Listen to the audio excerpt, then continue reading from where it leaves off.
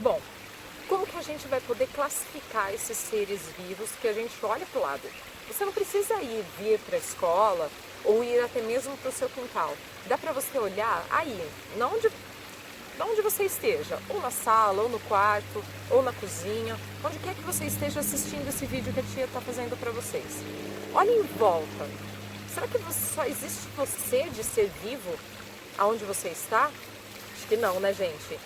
Olhem agora com olhos de estudantes, hein?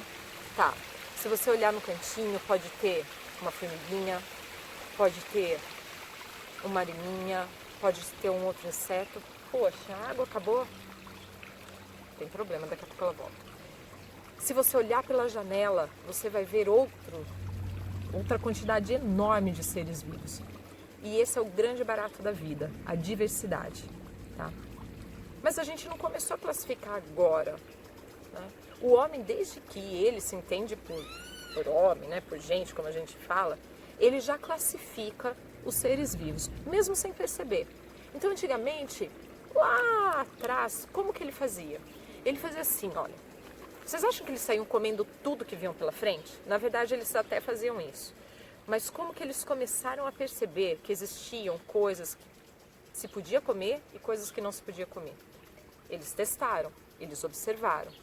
Então eles começaram a perceber que existiam plantas que eles poderiam comer e plantas que eles não poderiam comer, porque fazia mal. Essa foi uma das primeiras classificações que se teve, né? Separar os animais, olhar aqueles animais que rastejavam, daqueles que tinham 4 patas, enfim. Eles foram fazendo as classificações. Mas essas classificações, elas precisaram ser um pouco mais específicas para a gente conseguir estudar melhor e entender melhor cada organismo que existe aqui no planeta Terra. Foi aí que as coisas começaram a mudar. As classificações começaram a melhorar, tá? Parar para pensar, né, de forma científica, todos nós somos parentes. Todos nós. Inclusive a joaninha, o jacaré, todos eles têm parentesco, de uma forma ou de outra, conosco. Distante, bem distante, mas tem. Então, pessoal, todos os seres vivos que existem no nosso planeta, eles devem ter um ancestral em comum, tá? Se a gente for olhar lá no comecinho do desenvolvimento, eles vieram evoluindo, se modificando, né, ocorrendo mutações. E aí acabou surgindo esse monte de seres vivos. Então hoje nós dizemos que os seres vivos possuem parentesco. Vamos entender um pouquinho melhor como funciona essa classificação e esse parentesco? Ó, entendam um pouco, pensem comigo. Quando você vai ao mercado, você entra no mercado, tá? Imagine o mercado aqui.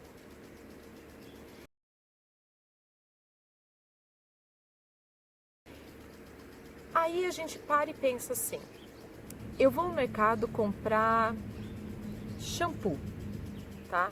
Produtos para o cabelo. Eu entro, ele não fica ao lado da carne, ou ao lado do pão, ou do lado da massa de tomate, da pizza. Não.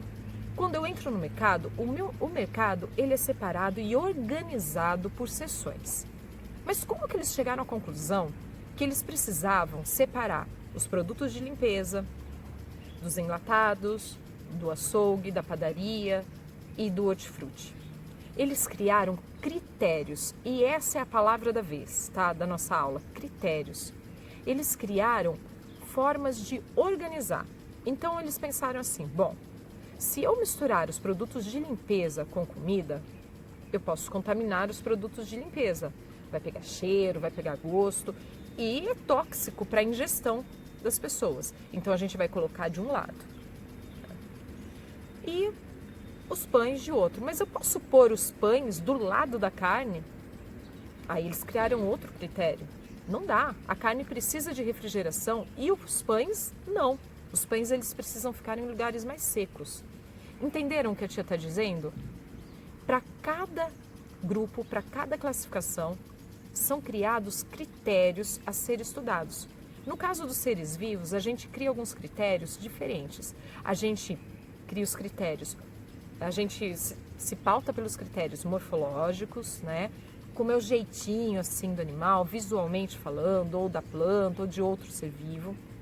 Fisiológicos, como funciona, como é o funcionamento desse ser vivo, né? Do organismo dele. Anatômicos, né?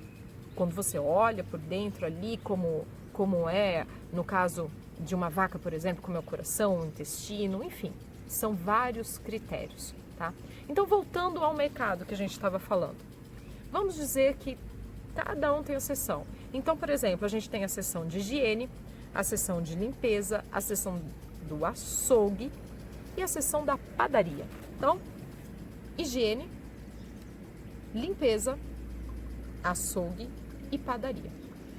Se a gente olhar na questão da higiene, a gente vai olhar, por exemplo, dois exemplos: shampoo e sabonete. Então, na questão de higiene eu tenho shampoo e sabonete.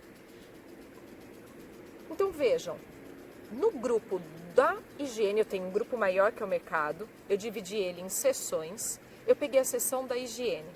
Em higiene eu tenho shampoo e sabonete.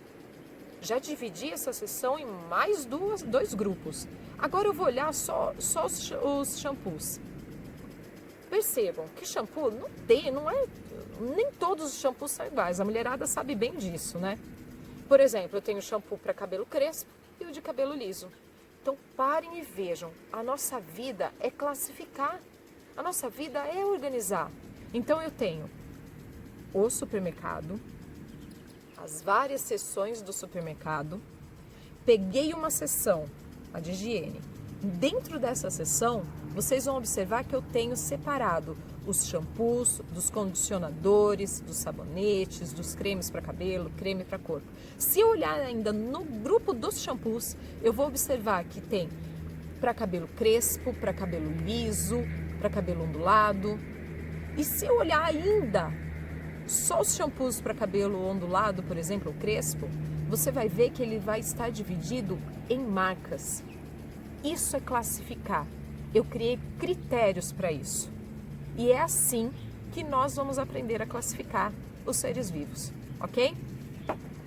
Bom, galera, por que eu falei tudo isso? Porque a gente vai aprender a classificar realmente. Mas vamos entender como o estudo começou. Com quem, na verdade, começou, né? Quem começou tudo isso foi um botânico, né? Botânicos são as pessoas que estudam as plantas, tá? Foi um botânico sueco chamado Carl von Linné, ou Carlos Linneu. Para os íntimos, assim, pra gente, né, que é super íntimo dele, a gente pode chamar só de Linneu. E o que o Linneu fez? Na época, na Europa, estava tendo um boom de expedições, de explorações, né? E a galera começou a sair, explorar tudo, a querer conhecer os seres vivos, estudar e não sei o quê. E de repente começou a surgir um monte de espécies diferentes que as pessoas não conheciam e nem sequer sabiam o nome. E também vários estudos chegavam até a Europa, iam para a Europa para estudar mais a fundo. E aí o que aconteceu? Cada um que chegava com um ser vivo diferente dava um nome que bem entendia. Esses nomes nem sempre eram muito fáceis, eles eram até que complicados, né? Longos, assim. E aí esse nome não era reconhecido nos outros países, então virou uma saladona, gente. Uma saladona. Então era nome para todo lado. Então Linneu falou assim, calma, vamos parar. A gente tem que organizar isso tudo aí, tá? Como que vai organizar? Linneu começou a organizar toda essa bagunça. Ele criou critérios para organizar os seres vivos que estavam chegando, estavam sendo estudados, tá? Pessoal, para se ter uma ideia, antes, no mesmo grupo, né, num grupo mais específico, um grupo menorzinho, a gente podia ter, por exemplo, um sapo, uma vaca e um cachorro. Aí para e pensa, como é uma vaca, como é um sapo e como é um cachorro. Eles têm algumas coisas, a gente vai ver que eles têm coisas em comum. Mas na realidade não é tudo. Eles são bem diferentes uns dos outros, né? Graças a Deus, Linneu começou com essa história, porque senão a gente hoje estaria pirando na batatinha, né? Olha só, ele acabou organizando, facilitando toda essa formação, né? E aí ele criou alguns critérios, que são aqueles que eu conversei com vocês um pouquinho antes, na questão da fisiologia, da anatomia e da morfologia, tá? Esses foram os principais. E aí ele acabou organizando, o que facilitou uma classificação muito mais específica de grupo, com características mais próximas. Ele começou a unir os seres vivos que tinham características mais parecidas num grupo menor. Então ele começou a facilitar o estudo e a evolução da ciência. E aí, para isso tudo, ele falou, pera lá também, não dá pra gente começar a chamar todo pelo nome que bem entender, tá? Senão a gente não vai conseguir identificar esse mesmo ser vivo aqui e do outro lado do mundo. E é preciso que a gente consiga fazer isso. Então, o que eles pensaram e o que eles definiram? Eles definiram o uso de uma língua para nomear todos os seres vivos. E essa língua é usada até hoje. É o latim. E por que eles escolheram o latim? Eles escolheram o latim porque se trata de uma língua morta. O que significa isso? Significa que ninguém mais usava essa língua. E aí, não corria o risco de surgir gírias ou palavras novas, tá? Como acontece, por exemplo, com a nossa língua do português, né? Que acabou o vós me ser, parando em você, e depois só em ser, e meu Deus do céu, não quero nem saber mais o que vai acontecer, certo? A gente vai modificando a língua conforme as gerações. O latim já não acontece mais isso. O latim é uma língua estática, do jeito que é, como nenhum país, nenhum povo mais usa o latim como língua oficial, né, para conversar ou para escrever, enfim. Então eles escolheram o latim e ela não se modifica mais. Então agora, e desde lá do tempo de Linneu, né, quando eles fixaram isso, se utiliza o latim para se nomear qualquer ser vivo que a gente venha a descobrir. Tá? Olha só, eu vou colocar para vocês agora um exemplo, né, que vocês já viram, na verdade, né, que tem no livro de vocês. Por exemplo, gato. Para nós, aquele felino, aquele bichinho fofinho, todo peludinho, de 4 patas, né, se chama gato em português. Em inglês é cat, em francês eu não sei pronunciar, mas é chat, sei lá. Alemão katze, russo tem um outro nome mais difícil, e japonês neko. Agora você imagina, se eu falo para você neko, se você não conhece japonês, você jamais saberia que nós estamos nos referindo àquele mesmo animal peludinho de 4 patas, que tem os dentes pontiagudos e que, para se comunicar, emite o som de miau, certo? Então é por isso que a gente precisou utilizar o latim para nomear, tá? Bom, não ficou por aí, Linneu não ficou por aí, tá? Ele acabou criando vários grupos, né? Ele acabou criando níveis taxonômicos, níveis de organização. Então, o que ele chegou à conclusão, né? Ele falou assim, olha, a gente vai criar 7 níveis, né? 7 níveis de classificação, que vai ser do maior para o menor. Ou seja, o grupo maior vai abranger aqueles seres vivos que têm muitas características em comum, muitas. Por exemplo, o simples fato de ser animal já vai fazer com que ele fique nesse grupo. E à medida que a gente for diminuindo os grupos, a gente vai deixando mais específicas características. Eles têm que ser muito mais parecidos para ficar no menor grupo. E aí, gente, o maior grupo de todos são os reinos. E o menor deles é a espécie, tá?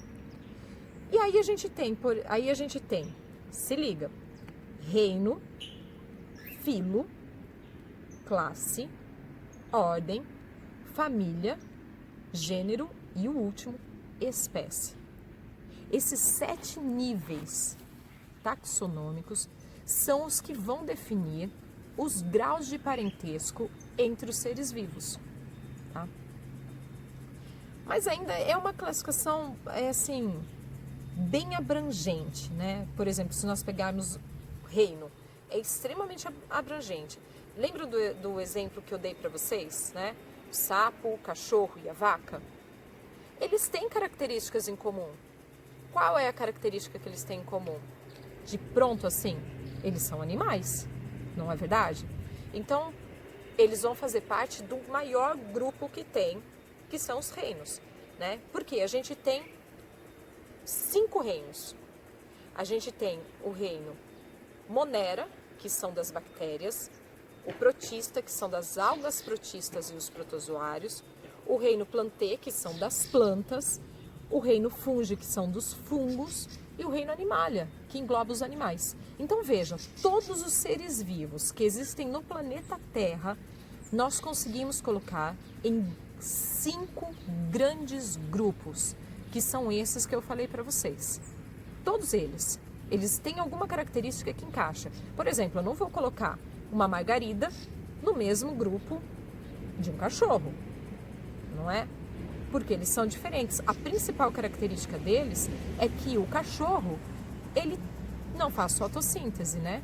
Ele é um ser vivo heterótrofo. Ele precisa se alimentar de outro ser vivo para sobreviver. As plantas não, a margarida não. A margarida é uma planta, ela tem clorofila, ela faz fotossíntese. Então ela é um ser vivo autótrofo. E essa é uma característica que os diferencia pra caramba. Então faz com que cada um fique num grupo, tá? Então não dá para colocar no mesmo grupo. Então criou-se o grupo Plantae, que é do grupo das plantas, e o Animalia, que é dos animais. Perceberam como que a gente organizou? Mas se nós pensarmos naquele mesmo exemplo que eu dei para vocês, o sapo, o cachorro e a vaca, como é que eles podem ficar? Ok, eles podem ficar no mesmo grupo, o grupo dos animais, certo? No reino dos animais. Mas eles têm características muito diferentes. E é aí que começa a pegar. É aí que a gente começa a dividi-los em grupos menores. Aí a gente vai olhar, né? Se nós olharmos só morfologicamente, se a gente bater o olho neles, a gente já vai ver que tem coisa diferente, né? A vaca tem pelo, tem 4 patas, né? O sapo, ok, ele tem 4 patas, mas ele não tem o corpo coberto de pelos e assim por diante. A gente vai vendo as características se diferenciarem.